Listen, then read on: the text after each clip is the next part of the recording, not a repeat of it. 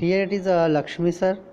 आज हम लोग 11th का इकोनॉमिक्स के अंदर लेसन नंबर 1 में presentation of information of economical data के बारे में हम लोग बात कर रहे हैं। अगर हम इकोनॉमिकल डेटा को कैसा प्रेजेंट करना है हम बात करते हैं तो कई तरह का प्रेजेंटेशंस होता है। उसमें से हमारे इकोनॉमिक्स को प्रेजेंट करने के लिए हम लोग को 3 तरीके हैं। एक डिस्क्रिप्टिव मैनर, एक है by the way of data table और थर्ड है by the way of graph. ठीक है, तो इनके बारे में थोड़ा सा जानकारी लेते हैं। अगर डिस्क्रिप्टिव मैनर में अगर हम लोग चले जाते हैं तो कोई भी एक इन्फॉर्मेशन को थियोरेटिकल वे में मतलब लिखा हुआ सेंटेंस के आधार पे अपन सेंटेंस को शो करके अगर किसी को भी अगर एक्सप्लेन करते हैं, जैसा फॉर एग्जांपल अपने टेक्स्ट बुक में जो भी विषय प्रिंटेड रहता है वो प्रिंटेड में मतलब क्या होता है, वो डिस्क्रिप्टिव मैनर होता है। मतलब information will be in the form of a printed or in the form of a writing में या प्रिंटेड फॉर्मेट में अगर हम लोग इंफॉर्मेशन को कलेक्ट करते हैं तो उसको हम लोग डिस्क्रिप्टिव मैनर हम लोग बोलते हैं। वो अगर इसको स्टडी करना पड़ेगा, अगर इसके बारे में हम जानकारी लेंगे तो पूरी तरह से अगर मेरे को नॉलेज चाहिए तो पूरा मेरे को रीड करना पड़ेगा और समझना पड़ेगा। मतलब it is a time consuming है, बहुत समय लग सकता है या कॉन्सेप्ट सही से समझ में आने में थोड़ी दिक्कत भी हो सकता है। डिस्क्रिप्टिव मैनर मतलब तो हम इसके भी अगर हम थोड़ा इजी में चले जाते हैं तो डिस्क्रिप्टिव मैनर के बाद हमको दूसरा आता है टेबुलर फॉर्मेट। इधर आप देख सकते हैं रीजन्स एंड सेल्स परफॉर्मेंस है, मतलब अलग अलग रीजन का अलग अलग सर का सेल परफॉर्मेंस अगर हम लोग देखने चलते हैं तो नॉर्थर्न रीजन में कितना है, साउथर्न रीजन में कितना है, ईस्टर्न रीजन में कितना है, वेस्टर्न रीजन में कितना है, वो भी क्वार्टर्स वाइज, मतलब पहला 3 महीना, सेकेंड 3 महीना, थर्ड 3 महीना, फोर्थ 3 महीने से पूरा साल के अंदर हम लोग 3-3 मंथ्स अगर डिवाइड करके अगर हम लोग ईजिली स्टडी कर सकते हैं, क्वार्टर वाइज हम लोग स्टडी कर सकते हैं। टेबल में अपन को क्लियरली पता चल गया ये 3 महीने में कितना सेल्स ये नॉर्थ जोन में किया गया है। मतलब टैबलर वे में अपन को ये क्लियरली समझ में आ जाता है। और वही अपन दूसरा जो बात किए थे डिस्क्रिप्टिव मैनर में, अगर यही बात अगर मेरे को जानकारी लेना है तो उसको पूरा रीड करना पड़ेगा, समझना पड़ेगा। मतलब ये रीड करने के लिए कम से कम 8 से 10 पेजेस शायद डिस्क्रिप्टिव मैनर में अपन को हो जाएगा। लेकिन यही फॉर्मेट अगर हम देखेंगे टैबलर में तो ये बहुत जल्दी और सिंपली अपन को ईजिली पता चल जाएगा। अगर इसके बाद हम दूसरा तीसरा अगर हम बात करते by way of graphs, graphical representation. Graphical representation मतलब आपको ऑलरेडी मालूम है मैथ्स में हम लोग ग्राफ्स करते थे, तो वही ग्राफिकल रिप्रेजेंटेशन इधर अपन को बात कर सकते हैं हम। बार ग्राफ है पाई डायग्राम से, कर्व से, अलग अलग तरह का ग्राफिकल वे में हम लोग को डेटा को रिप्रेजेंट कर सकते हैं। इससे अपन को ईजिली कंपैरिजन कर सकते हैं कौन सा साइड पे ज़्यादा सेल्स हो रही है, कौन साइड पे कम हो रही है, कौन सा क्वार्टर में। जो लास्ट टाइम जो इससे पहले का जो क्लिप था टेबल वाला, टेबल के बारे में हम ये जानकारी कर ले सकते हैं कि कितना कौन सा जोन में अपन को ज़्यादा सेल हो रही है, कौन सा क्वार्टर में कितना हो रही है। Comparison will be make easy.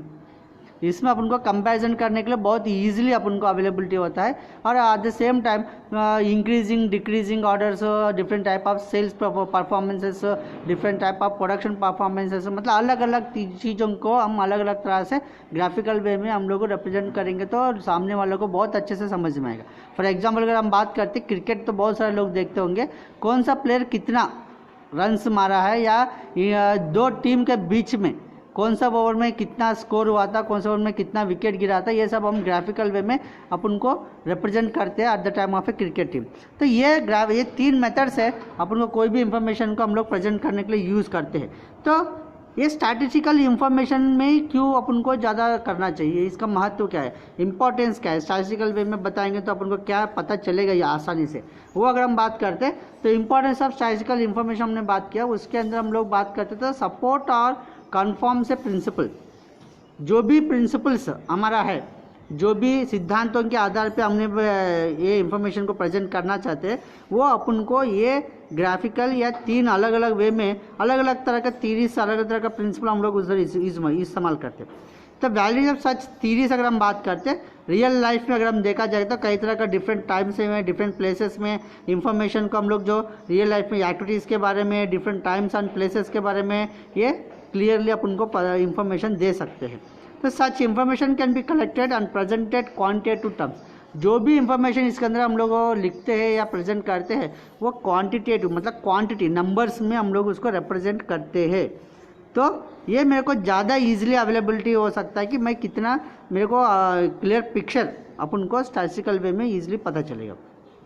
For example के लिए जरा दिया है स्टैटिस्टिकल डेटा अगर हम लिखते हैं रेनफॉल एंड एग्रीकल्चर प्रोडक्शन के बारे में अगर हम बात करते हैं, जिस साल में एक सफिशिएंट रेनफॉल गिरता है उस ईयर में अपन को सफिशिएंट प्रोडक्शन होता है। अगर रेनफॉल कम गिरेगा तो प्रोडक्शन कम होगा, रेनफॉल बहुत ज़्यादा होगा तो भी प्रोडक्शन के ऊपर उसका इफेक्ट कैसा होता है वो अपन स्टैटिस्टिकल वे में ईजिली एक्सप्लेन कर सकते हैं। अगर हम दूसरी बात करते हैं give idea changing trends of economic parameters. Economic parameters के अंदर जो भी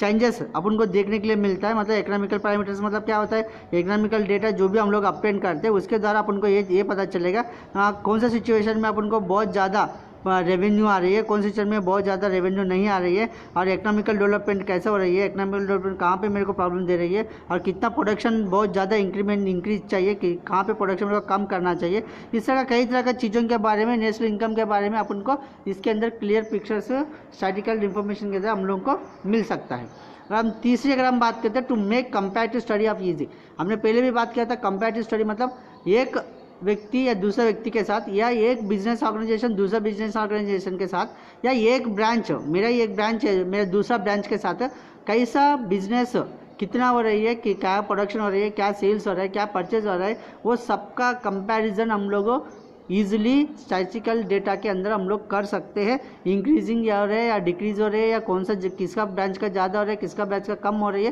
जैसे कई तरह का कंपैरिजन रेवेन्यू के बारे में, इनकम के बारे में, एक्सपेंसेस के बारे में, प्रोडक्शन के बारे में, सेल्स के बारे में, परचेज के बारे में, ये सब तरह का चीज़ों के बारे में हम ईजिली कंपेरिजन कर सकते हैं स्टैटिस्टिकल इंफॉर्मेशन के अंदर, स्टैटिस्टिकल डेटा के अंदर। और लास्ट अगर हम बात करते हैं to make precise presentation of fact, और हमने बात किया था डिस्क्रिप्टिव में अगर हम चले जाते थे कोई भी इंफॉर्मेशन को प्रेजेंट करने के लिए बहुत